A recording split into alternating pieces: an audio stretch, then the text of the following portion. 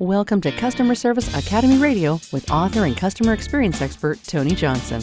Tony will share his vision for successful customer service, leadership, and business excellence, and speak to some of the most impactful leaders in business today. And now, here's Tony Johnson. Hello, everybody. Customer Service Academy is on the air. I'm Tony Johnson, your customer experience strategist and trainer. Today's episode coming to you courtesy of Ignite Your Service Training and Consulting and 4XI Global Consulting and Solutions. Truly better together. Folks, I took a little bit of a right-hand turn for the holidays. I actually wrote a cocktail book. You might know this if you follow me on social media. I am a bit of a cocktail guy.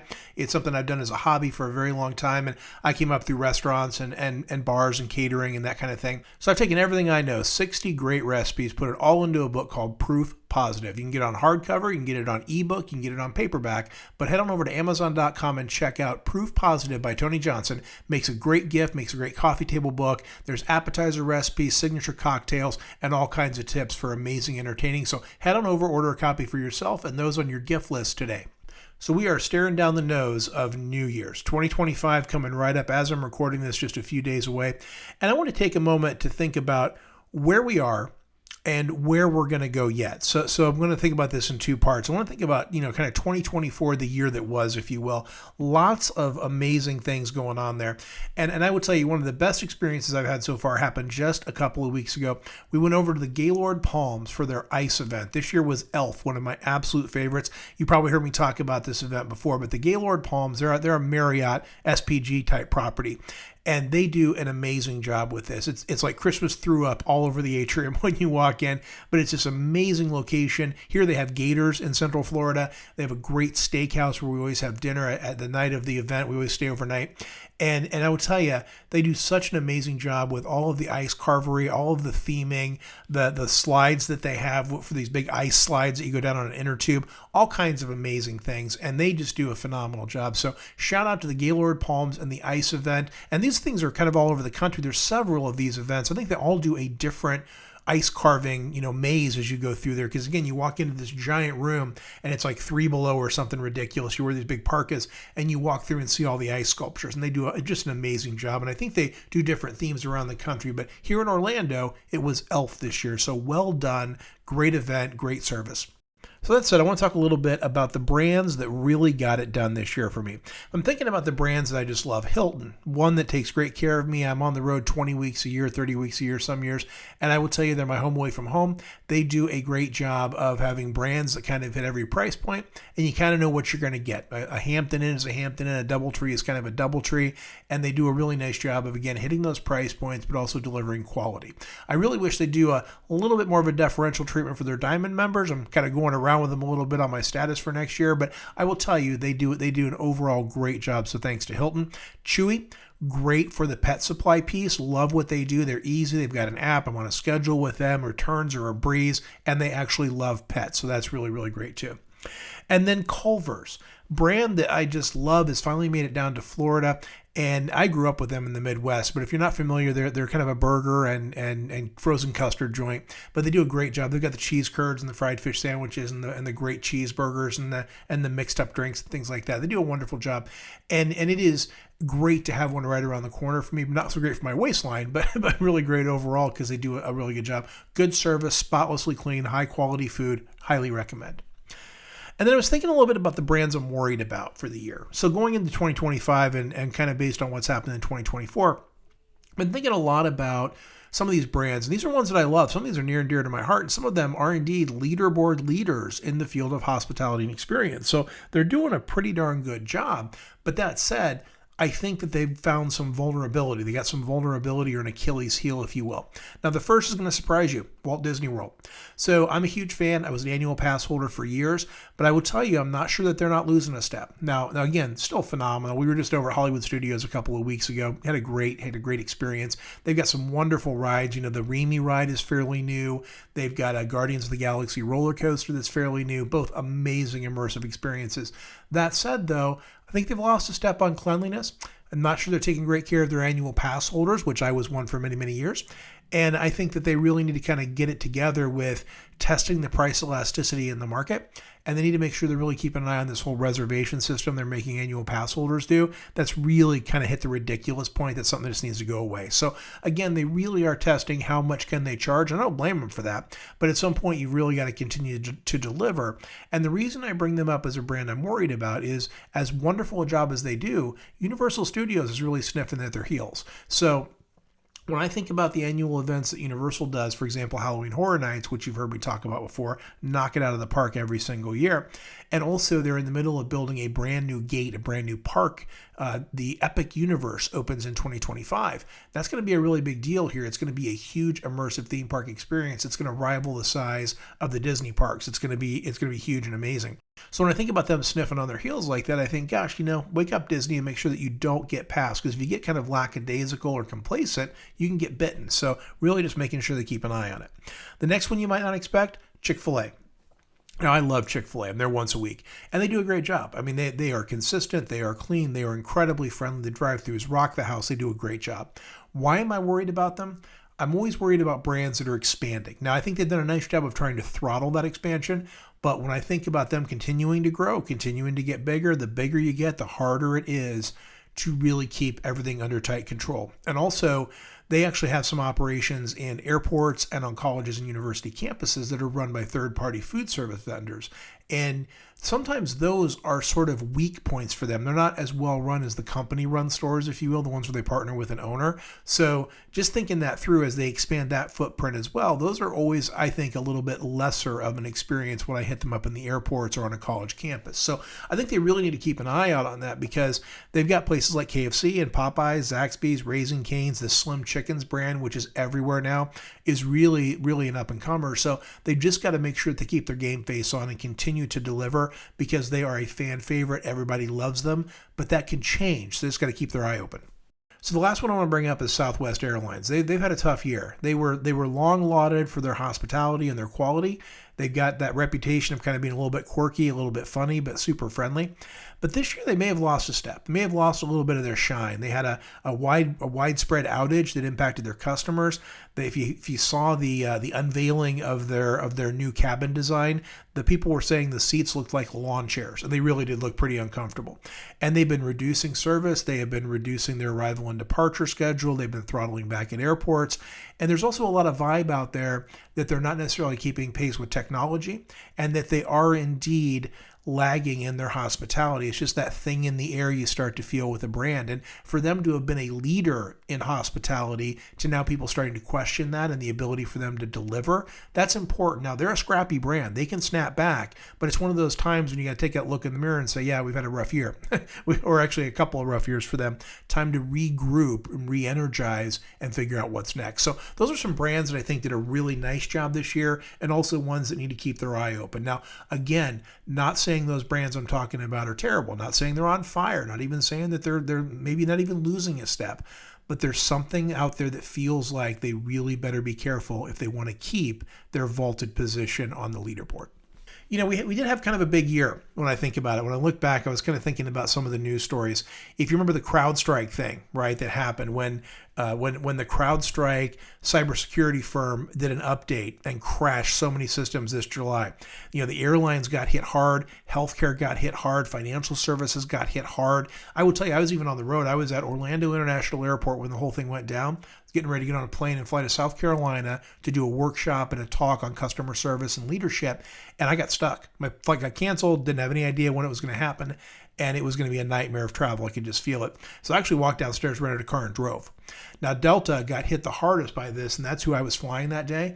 And so actually I kept my car, ended up driving it all the way back to Orlando because I wasn't going to take a chance on getting caught up in that quagmire. But that CrowdStrike thing shows what can happen when things go wrong with technology. That was a bad day for a lot of people. This whole idea of government customer service has been a big deal. 82% of consumers are saying that service is terrible or not very good. Shocker, right? But I think, this whole doubling down on government giving better customer service is really going to be a big deal, and something that we need to think about. If you want to go back and listen to the podcast I did with Chase Oliver, who was the Libertarian candidate for president a few months ago, great podcast, great episode, and talked a lot about what government can do for customers or the people of the U.S., if you will. And so really good episode there. The other one that comes to mind, the last one I'll bring up, is this return to work piece, right? So Dell called all of their people back to work. This is one of the stories that really popped out in my head. I mean, everyone's been calling for people to come back to work. It was a huge theme this year. Jamie Dimon from JP Morgan's been screaming from the rooftops about it for the better part of the year. But thinking about this whole idea that Dell said, hey, this was in September. Dell said, hey, you got to come back to work, to the global sales team. And they only gave them a few days notice to do it. So that was kind of tricky for people who needed childcare and all that kind of stuff. So here's the kicker, though. Reportedly, half of the folks that were ordered back to the office were like, I'm not doing it. And they just continued to work remote. To the point where Dell said, listen, if you don't come back, if you don't get back into this at least hybrid environment, you are not going to be eligible for promotions. Now, that's a big swing if you think about it. So really thinking about how you're going to approach your work from home or your return to work strategy is really important. It's one of those things where you can tell people to go find another job, and if they don't like it, but just remember, they might do that. You might lose some of your best and brightest talent to other organizations. Now, I think we're going to see cumulatively more and more organizations like Amazon, like Walmart, like Dell saying you got to come back to the office. So there's going to be probably less and less inventory of jobs that are work from home, but people that are high value, high talent folks are really coveting those jobs. So the best and the brightest will continue to seek those out. And then one other bonus piece of news. This actually was just on the news last week. We're welcoming a brand new generational cohort. Now, you've heard me talk about this. I got a great podcast from a few weeks ago around the generational cohorts and what they want as customers and what they want as employees.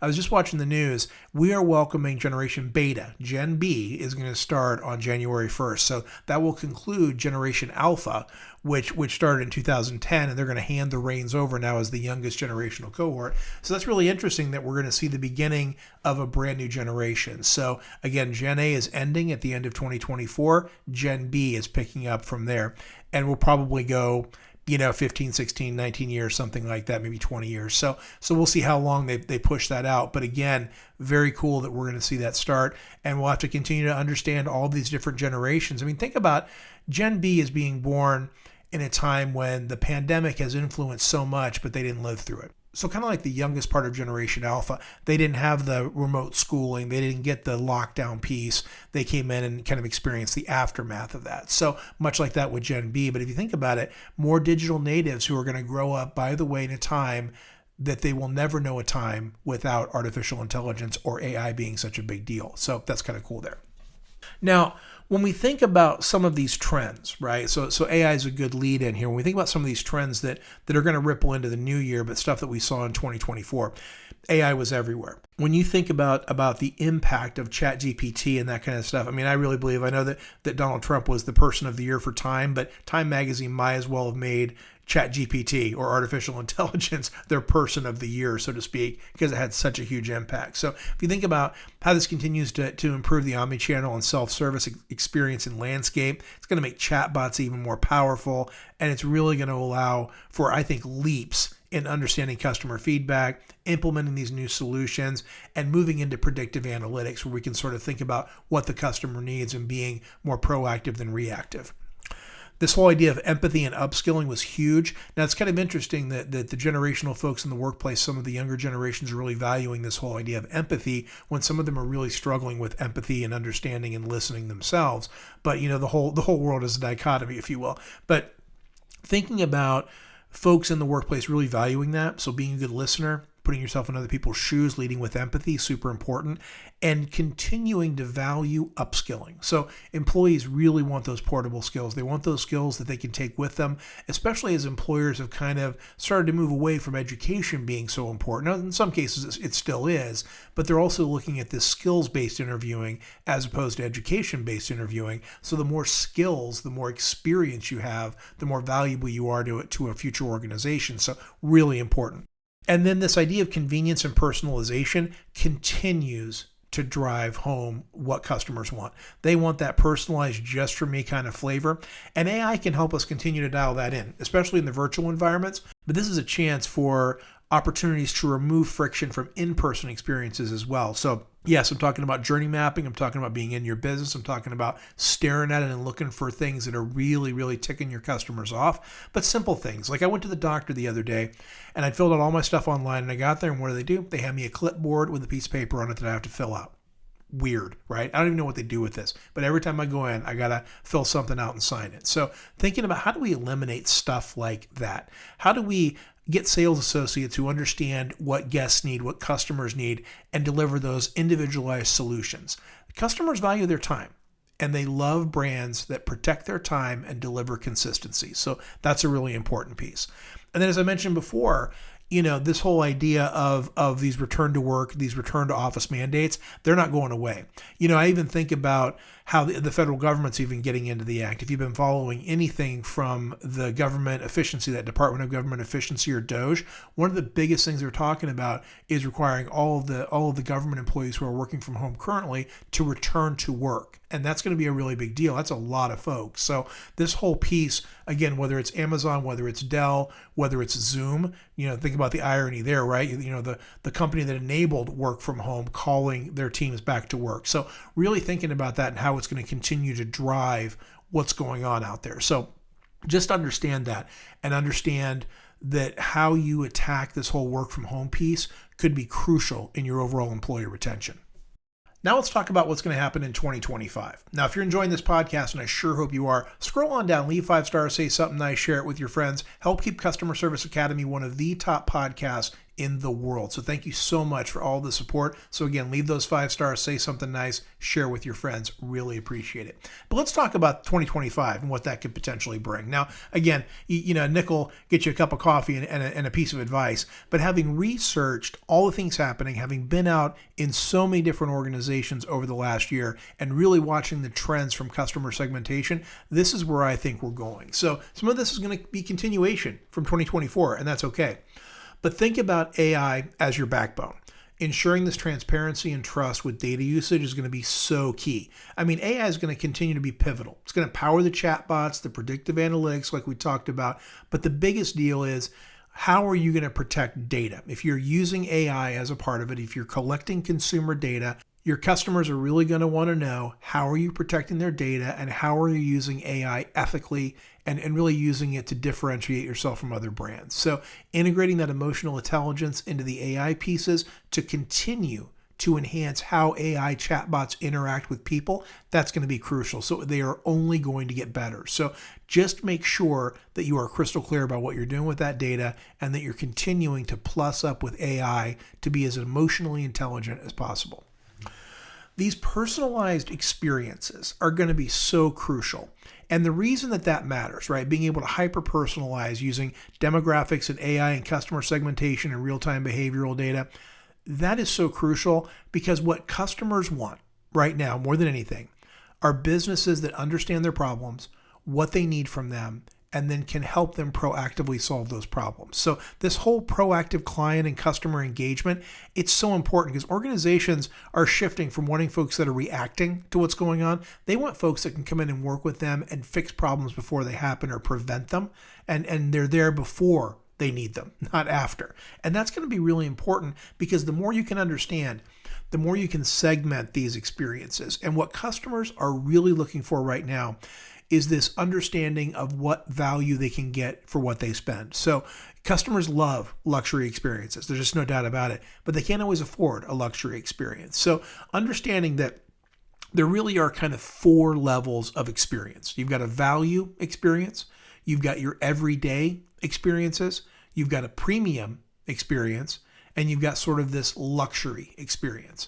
So it's really, really crucial that you understand where your place is in the market, and if you're offering different levels of service. So for example, in hotels, you may have anything from a Motel 6, which is sort of that value, all the way up to a Ritz-Carlton, all the way up to a Conrad, all the way up to these super luxury hotels that really offer these great experiences, and then everything in between. So hotels are a really great way to think about these different levels of experience. So you may love staying at a Ritz-Carlton, who wouldn't, right? But you might not be able to afford that every single time. Sometimes we all need the Motel 6 option. So thinking about how you offer those different levels of value to your customers, how you articulate what those offers are, and make sure that there's no misconnection on what it means to choose each one of those levels so that there's no disconnect there. And then one of the other pieces that is continuing to evolve, and I've actually been seeing this here over the holiday season, is this whole idea of return policies. Now, we went through a time with Amazon and all of these folks where we got really used to being able to return stuff willy-nilly. There was no penalty. If you wanted a blouse or a jacket, you could order it in 6 different sizes and 5 different colors. Try on the ones you like, the ones you don't love. You get on, you had 3 clicks, you've got yourself a little return QR code. And if you're like me, you can march it over to Kohl's, give it to them, and it was all their problem. There was no return fee, no restocking fee. There are a lot of organizations this year that are adding a restock fee, that are not paying for shipping back. So if you ordered something online, for example, I ordered a piece of jewelry for my wife, we're returning that and she's actually going to pick out something else locally. So they were very nice about the whole thing. I got my return authorization. I got my little packing slip, but now it's on me to go over to FedEx or UPS or the post office or wherever and slap postage on that and pay for the return back. I'll get a full refund on the actual piece of jewelry, but it's on me to send it back. So there are evolving changes coming in this whole idea of return policy. So Nordstrom still stands apart. You can still walk in without a receipt anytime and return something for any reason. They are still steadfast holding to that. But then there are some other places that have a little more guardrails this year. So just understand that evolution and balancing the balance sheet and the bottom line with customer service, hospitality, and exceeding expectations. And then when we think about the employee side, again, we talked about this whole idea of reskilling or upskilling, but using AI to drive that is going to be really important. And also thinking about how you can personalize your team experience. So as much as customers love this whole idea of having a personalized experience, employees want that as well. They want a tailored career path. They want onboarding that makes sense for them. They want a good orientation and startup process when they start a new job, all that feels like it wasn't cookie cutter, but rather something that had some intentionality from their leaders. They also want their organizations, their leaders, to continue to balance this whole idea of hybrid versus work from home versus full return to office. Now, this is going to be an absolute tricky one. Probably hybrid is going to be what ends up winning the day, which is going to be one of those opportunities for everybody to be upset. No one's going to get 100% of what they want. But it really is going to be one of those things balancing a lot of corporate real estate. There are a lot of studies that are showing productivity is down for work from home, but also it has a high level of acceptability and preference from workers. So the very best workers want that work from home. And we got a lot of nonsense happening. There's a lot of noise in there. If you've seen any of this stuff where people are using mouse jigglers because their bosses have a keystroke log on them, on their computer, all of that nonsense just erodes trust between a leader and their team. So let's face it, if you got a great team, if you built that kind of trust, even if you keep them remote, you should not ever need to put a keystroke monitor on them. And as an employee, you should never work for anybody that you think you have to put a mouse jiggler on because they're watching your status to see if it turns to yellow. So these are all balancing acts, but the organizations that get it right, the businesses that get this right, will absolutely attract the very best talent and keep them much, much longer. And then the last one that I'm going to bring up when it comes to this whole employee experience piece is this collaboration to create an employee-focused, a team-focused, a people-focused culture. Now, in organizations, I've worked for a lot of really big, noisy organizations over the years, and the one truism is that they always get siloed. So, for example, you may have HR, IT, customer experience, marketing, finance, and they all exist in these silos.